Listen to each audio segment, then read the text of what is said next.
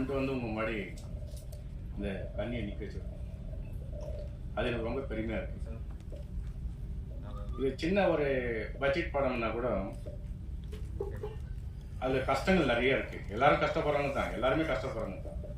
அந்த லொக்கேஷன் கூட்டு போய் காமிக்கும் போது ஒரு 5 கிலோமீட்டர் நடந்து போனோம் மேலே. அந்த 5 கிலோமீட்டர் நடக்கும்போது என்னென்னா, இங்கே வந்து ஷூட்டிங் பண்ண முடியுமாப்பா, என்னப்பா இங்கெல்லாம் கூப்பிட்டு வந்திருக்கீங்க அப்படின்னு கேட்டேன். இல்லை சார், இந்த லொக்கேஷன்லாம் ஃப்ரீ தான், நீங்கள் வாங்க நம்ம ஷூட் பண்ணலாம் அப்படின்ட்டு.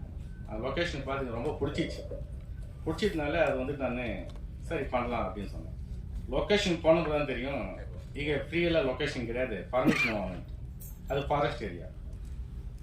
அதுக்கப்புறம் அந்த பர்மிஷன்கள்லாம் போட்டு நிறைய காலங்கள் கடந்துருச்சு அங்கே. ஏன்னா ஒரு டீம் எல்லாம் கொண்டு போய் மேலே உட்காரிக்கும் போது ஷூட்டிங் பண்ணலாம் கஷ்டம் இருக்கும். அதனால வந்துட்டு ரொம்ப கஷ்டப்பட்டோம். மேலே தண்ணி வசதிகள் கிடையாது. ஒரு பழைய வீடுங்க தான், பழைய வீட்டில் தான் எல்லாருமே டெக்னீஷியலாக தங்க வச்சுருக்கேன், எல்லாம் இன்க்ளூட் எங்களும் சேர்த்து. அந்த ஒவ்வொரு டெக்னீஷியனும் இப்போ வந்து ஒரு கேமராமேன் இருக்காருன்னா அவரும் ரொம்ப சப்போர்ட், அவங்க அசிஸ்டன்ட் சப்போர்ட். அதே மாதிரி டைரக்டர், அசிஸ்டன்ட் டைரக்டருங்க எல்லாருமே ரொம்ப கஷ்டப்பட்டுருக்காங்க. டீம் ஒர்க்கில் ரொம்ப கஷ்டப்பட்டுருக்காங்க. அந்த கேமரா எடுத்துகிட்டு போகும்போது காட்டில் ரொம்ப ரொம்ப அது அடிப்படுறது, இதெல்லாம் வந்து கண்மடி பார்க்கும்போது எவ்வளோ கஷ்டங்கள். நம்ம வந்து திரையில் பார்க்குறோம், திரைக்கு பின்னாடி இருக்கிற மக்களை வந்து யாரும் பார்க்கறதில்ல. ஆனால் அது நான் பார்த்துருக்கேன். சும்மா ஒரு படம் எடுத்துட்டாங்க, ரிலீஸ் பண்ணிட்டாங்கன்னா இப்படி இருக்குது அப்படி இருக்குன்னு சொல்லிட்டு கமெண்ட்ஸ் போட்டுருக்கோம். ஆனால் திரைக்கு பின்னாடி உள்ள வேலை செய்கிறாங்க இல்லையா, அது பார்க்கும்போது ரொம்ப கஷ்டமாக தான் இருக்குது. ஏன்னா தினக்கூலி டெய்லியும் காசு வந்து நம்ம காசு கொடுக்குறோம், வேலை வாங்கிக்கிறோம். ஆனால் அவங்களுக்கெல்லாம் வந்துட்டு நிரந்தரமாக ஒரு தீர்வு காணலேருந்து ஒரு ரொம்ப ஃபீலிங்காக இருக்குது. அவங்களுக்கெல்லாம் ஒரு தீர்வு காணும். ஏன்னா இன்றைக்கி வந்துட்டு காலங்கள் மாறி மாறி மாறி மாறி போகிறதுனால ரொம்ப கஷ்டமாக இருக்குது. ஸோ இந்த படத்தை வந்துட்டு எடுத்ததுனால நான் வந்து பேசல. காரணம் என்ன, நான் ஃபஸ்ட்டு நிற்கும் போது எனக்கு எப்படி பேசுறது, என்ன பேசுறதுன்னு தெரியல. ஏன் நம்ம படத்தை பற்றி தான் நம்ம பேசணும், மற்றவங்க பற்றி பேச முடியாது இல்லையா. ஸோ படத்தில் வந்து பேசுகிற டைரக்டரு எப்படி சொல்கிறது, கூட்டு போய் காமிக்கும் போதெல்லாம் இங்கெல்லாம் வேணாம் சிவா, ஏன்னா இங்கெல்லாம் போதிய படம் ரொம்ப டென்ஷனாக இருக்குது, எந்த வசதி இல்லை. இப்போ சாதாரண ஒரு பக்கத்தில் ஒரு கடை இருந்தால் கூட ஒரு கூல்ட்ரிங்க்ஸ் வாங்கி சாப்பிட்லாம், ஒரு மாத்திரை எதனா வசதி இல்லாத சாப்பிடலாம். எதுவும் வசதி இல்லாத இடத்துல வந்து மாட்டிக்கிட்டால் கஷ்டம் ஆகிடும். இல்லை சார் பண்ணலாம் சார், எனக்கு ரொம்ப பிடிச்சிருக்கு, இந்த இடத்த பண்ணலாம், லொக்கேஷன் ரொம்ப நல்லா இருக்குங்க. அதுக்கப்புறம் தான் சரின்னு சொல்லிட்டு எங்கள் குடும்பமே அங்கே போய்ட்டு இருக்கிற நிலைமை ஆயிடுச்சு. ஸோ எங்கள் பொண்ணு வந்து டாக்டரு, சரி மெடிசன்லாம் எடுத்துக்குமா, அவங்களுக்கு தேவையான மெடிசன் எடுத்துக்குங்க, எமர்ஜென்சி தேவைப்படும் அப்படின்ட்டு மெடிசன்லாம் எடுத்துக்கணும். ஆனால் மெடிசன் எடுத்துன்னு போனால் கூட அவங்க அந்த ஒவ்வொரு இப்போ வரதன் சார் அப்படி பேசுனதுங்க, வரதன் சார் அடிப்படும் காலெல்லாம் அங்கங்கே கிழிச்சிட்டு, நேச்சுரலாகவே எடுக்கணும் அப்படின்றதுக்காக நாங்கள் ரொம்ப கஷ்டப்படுறாரு. அப்புறம் வந்துட்டு தாரா மேடம் நடிச்சிருக்காங்க, அஸ்வினி சந்திரசேகர். மறுபடியும் இவங்க வந்து ஆக்ட் பண்ணும்போதெல்லாம் நிறையா மணிமாறன் வந்துட்டு கீழே விடுங்க சார், பரவாயில்ல கீழே விழுந்து அடி இடி பழக்கம் பரவாயில்ல விடுங்க சார். நான் சொன்னேன், என்னப்பா நெக்ஸ்ட் அப்போ ப்ராப்ளம் தப்பாக எடுப்போது ப்ரொடக்ஷன். இல்லை சார் விடுங்க சார், நம்ம படம் பண்ணலாம் அப்படின்னு ஒவ்வொரு டெக்னீஷியனும் சப்போர்ட் பண்ணதுக்கு எனக்கு ரொம்ப குஷி, உண்மையிலே குஷியாக இருக்குது. சார் கே ராஜன் சார் வந்திருக்காரு, அவருக்கு மனமார்ந்த நன்றியை தெரிவித்துக்கிறேன். பேரரசு சார் வந்திருக்காரு. எல்லாம் இன்னைக்கு பெரியவங்கெல்லாம் வந்து உட்கார்ந்து இருக்கும்போது எனக்கு ஒரு மாதிரி நம்ம என்னப்பா பேசுறது. ஏன்னா ஒரு மீட்டிங்கில் வந்து எல்லாருமே சொல்லுவாங்க, ஆங்கிலம் சொல்லுவாங்க, இப்படி பேசணும் அப்படி இருக்கணும் அப்படி பேசலாம், இதெல்லாம் கொண்டு வருவாங்க, இப்படி தான் பேசணும் அப்படின்ட்டு. பட் அப்படிலாம் கிடையாது, இருக்கிறத பேசிட்டோம். நம்ம பூல் திரேஸ் சார் வந்து நான் கூப்பிடும்போது இல்லை சார் வந்து எனக்கு வந்து சப்போர்ட் பண்ணுங்க. சரி, அவர் இப்படி வருவார் எனக்கு தெரியாது, எப்படி கன்னியா வருவார் எனக்கு தெரியாது. இப்போ கன்னியா வந்து அமர்ந்துட்டுருக்கார், ரொம்ப குஷி. நம்ம படத்துக்கு இது மாதிரிலாம் சப்போர்ட் பண்ணுறாங்க, எல்லாருமே சப்போர்ட் பண்ணிருக்காங்க. அதிகமாக எல்லாருமே எனக்கு வந்து சப்போர்ட்டாக நேச்சுரலாகவே நடந்து கொண்டு இருக்குது. அதனால் எனக்கு ரொம்ப சந்தோஷமாக இருக்கேன். அவனிலே பேசுங்களா நீங்கள்? பேச மாட்டீங்க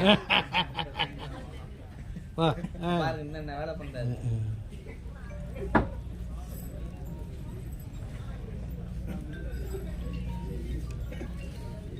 உங்களோட குரலில் பேசணும்.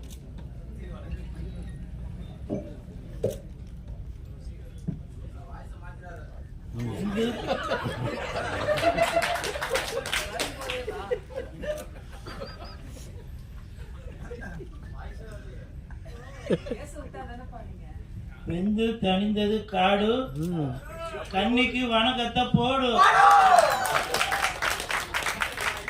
போடு போடு.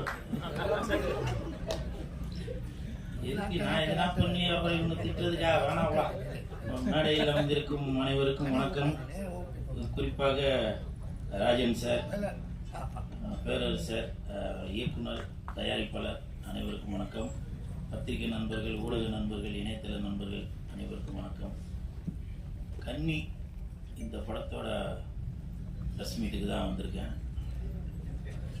நான் ஸ்டேஜில் ஏறும்போது எனக்கு ஜாக்கெட்டு, இந்த பாவாடை, தாவணி எல்லாம் என்னால் சரியாக போட்டுட்டு மேலே ஏற முடியல.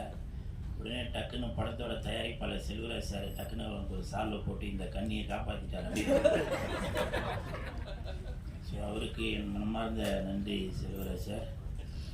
அது மட்டும் இல்லை, நான் இங்கே பக்கத்தில் இருக்கும்போது என் பக்கத்தில் தாராவா அவங்க கூட சொன்னாங்க, எங்களை எல்லாரையும் நல்லா தனித்தன்மையோட பார்த்துக்கிட்டாரு ப்ரொடியூசரு அப்படின்னு சொல்லி.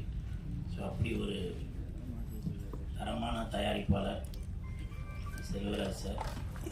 அதே மாதிரி படத்தை பற்றி பேசினாங்க இயக்குனர் சார். இயக்குனர் அவர்கள் சொல்லும்போது அவர் அறியாமலே ரொம்ப ஒரு எமோஷ்னலானார். உங்களுக்கும் என் மனமார்ந்த வாழ்த்துக்கள், நன்றிகள் சார். ஏன்னா ஒரு ஒரு ஒரு படம் தயாரிக்கும் போது அதில் அவ்வளோ கஷ்டங்கள் இருக்கும். அதே மாதிரி இயக்குநர்களுக்கும் அவ்வளோ கஷ்டங்கள் இருக்கும்.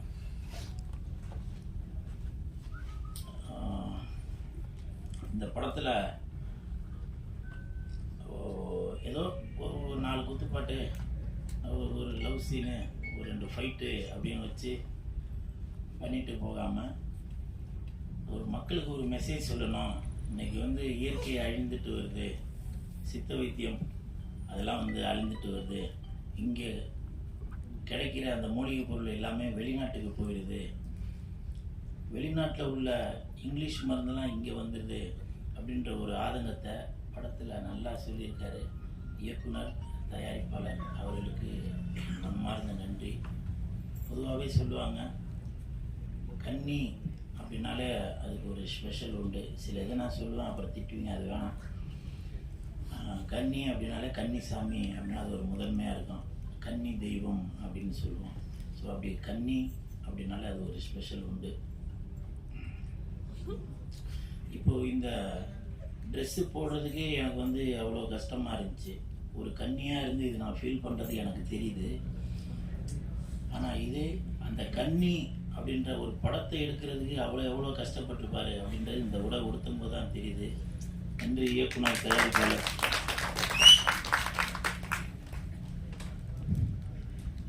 நான் நிறையா பேச வேணாம்னு நினைக்கிறேன். ஏன்னா இந்த கெட்டப்பே கன்னின்னு எல்லாருக்கும் தெரிஞ்சிருக்கும்ல. நல்லா. ஏன்னா இப்போ பேரர் சார் சொல்லும் போது சொன்னாங்க, மிக்க நன்றி பேரர் சார். இப்போ உங்களை மாதிரி உள்ளவங்க இந்த மேடையில் என் பேரை பயன்படுத்துறது இது எனக்கு ஒரு பெரிய, இந்த படத்தில் நான் நடிக்காட்டியும் நான் நடித்ததுக்கு சமம். அவ்வளோ ஒரு சந்தோஷமாக இருக்குது. ஒரு பெரிய இயக்குனர் விஜய் சார், அஜித் சார் எல்லாம் வச்சு படம் எடுத்தவங்க இன்றைக்கி என் பேரை இதுக்குள்ளே சொல்கிறாங்கன்னா அதுக்கு முக்கிய நன்றி பேரர் சார். நன்றி நன்றி நன்றி. ஏன்னா பெரியவங்க வாழ்த்து இருந்தால் தான் அடுத்த கட்டத்துக்கு நம்ம போக முடியும். ஸோ இந்த கன்னி டீமுக்கு என் மனமார்ந்த வாழ்த்துக்கள். செந்தூர பூவே செந்தூர பூவே சில்லென்ற காற்றே, என் கன்னி எங்கே, என் கன்னி எங்கே. மறந்துட்டா, நீ கொஞ்சம் பாராயோ செந்தூர பூவே. சில பேர் நினைப்பீங்க இவன் என்னடா ஏதோ ஒரு பொம்மலைத்தனமாக ஏதோ பண்ணிட்டு இருக்காருன்னு. நான் இந்த ட்ரெஸ்ஸு போடுறதெல்லாம் நான் ஒன்றும் விரும்பிலாம் ஒன்றும் போடலைங்க. நான் இது போட்டுட்டு நான் வீட்டுக்கு போனாங்க என் பொண்டாடி பசங்களாம் என்னை டாடி சூப்பர் அப்படின்னு சொல்லி வாழ்த்தவங்க நினைக்கிறீங்களா? இது அவ்வளோ கஷ்டம் புரியுதுங்களா ரொம்ப. ஆனால் நான் இந்த ட்ரெஸ்ஸு போடும்போது நான் ஒரு சந்தோஷமாக தான் போடுறேன். ஒரு பெருமையாக தான் நினச்சி போகிறேன். ஏன்னா இந்த படத்தில் எவ்வளோ பேர் நடிச்சிருக்காங்க, ஹீரோயின்லாம் நடிச்சிருக்காங்க, வரல. இப்போ பேர சார் சொன்னாங்க ஹீரோயின் வராதால கூல் சுரேஷ் வந்திருக்காரு போல அப்படின்னு. அது வந்து எனக்கு வந்து ஒரு பெருமை தான் அது. அதனால இந்த இந்த ட்ரெஸ் வந்து 3வது மனுஷங்களுக்கு இது வந்து ஒரு கேலி பொருளாக தெரிஞ்சாலும் இந்த படத்தில் நான் நடிக்காட்டியும் என்னுடைய இந்த சினிமா என்னால் ஒரு ஏதோ ஒன்று நான் சினிமாவில் பெருசாக ஜொலிக்க முடியாட்டியும் ஏதோ ஒரு விதத்தில் மக்களை வந்து ஒரு மகிழ்வித்துட்டு இருக்கணும். இது ரொம்ப எமோஷனலாக ரொம்ப மகிழ்வித்துட்டு இருக்கணும் அப்படின்ற ஒரு எண்ணத்தில் தான் நான் இப்படிலாம் இருக்கிறது. அதனால் பெரியவங்க மன்னிச்சிருங்க. நான் எனக்கு எவ்வளோ கஷ்டங்கள் இருக்குங்க. நான் கோபமாக பேசினாக்க நீங்கள் நண்பர்களே சொல்கிறீங்க கூல்னாக்க ஒரு ஜாலியாக இருப்பாருங்க, ஒரு ஒரு கன்னித்தன்மையோடு இருப்பாருங்க அப்படின்னு சொல்கிறீங்க. ஸோ அப்படி இருக்கும்போது அதனால் எனக்கு அந்த கோபமாக பேசுகிறேன். சரி அழுது பேசினாங்க அதுவும் கமெண்ட்டில் போடுறாங்க இவன் நல்லா நடிக்கிறான்பா அப்படின்றாங்க. உங்களுக்கு தெரியுது, இயக்குநர்களுக்கு தெரியணும், தயாரிப்பாளர்களுக்கு தெரியணும் கூல் சுரேஷ் நல்லா நடிக்கிறாரு அப்படின்னு. இந்த நேரத்தில் பேரரசு சாருக்கு ஒரு மிகப்பெரிய ஒரு வேண்டுகோளை தெரிவித்துக் கொள்கிறேன். சீக்கிரம் படம் டைரக்ஷன் பண்ணுங்க சார். உங்களை மாதிரி ஆளுங்களுக்கு நான் உழைக்கிறதுக்காக காத்துக்கிட்டு இருக்கிறேன் சார். தயவு செஞ்சு பேரரசு சார், ராஜன் சார், நீங்களாம் அடுத்தடுத்து படங்கள் நான் பண்ணிகிட்டே இருக்கணும் சார். இதுதான் என்னுடைய வேண்டுகோள். இந்த இடத்துல என் ஃபீலிங்காக என் பேசிக்கிட்டு அப்புறம் என் கன்னித்தன்மை போயிடும். இந்த கன்னி டீமுக்கு என் மனமார்ந்த வாழ்த்துக்கள். ஜாஸ்தி பேச வேணாம்னு நினைக்கிறேன். அது ஒரு சந்தோஷமாக இருக்கட்டும். வெந்து தரிந்தது காடு, கன்னிக்கு வணக்கத்தை போடு போடு. இந்த வீடியோ உங்களுக்கு பிடிச்சிருந்தா லைக் பண்ணுங்க, கமெண்ட் பண்ணுங்க, ஷேர் பண்ணுங்க, சப்ஸ்கிரைப் பண்ணுங்க.